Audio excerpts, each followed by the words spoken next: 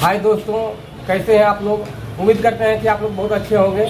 और आज हमारा स्टूडियो में गुलाबो रानी आए हुए हैं। आप लोग गुलाबो रानी से बोलिए कुछ।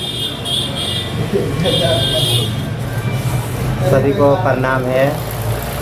जितने बड़े कलाकार हैं और छोटे कलाकार हैं सभी को प्रणाम करते हैं। और मेरा नाम गुलाबो रानी है और हम सिकंदरा से आए हैं, वहीं पे रेंट पे रहते हैं।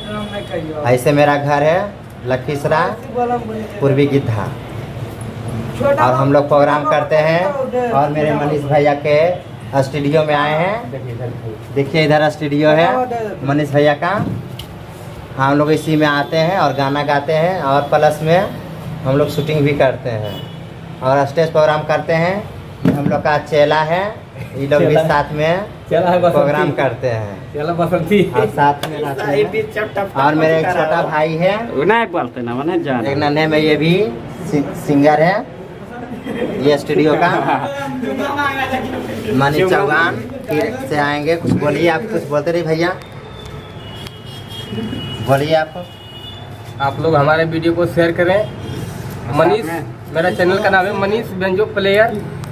आप लोग मेरा चैनल को सब्सक्राइब लाइक करें।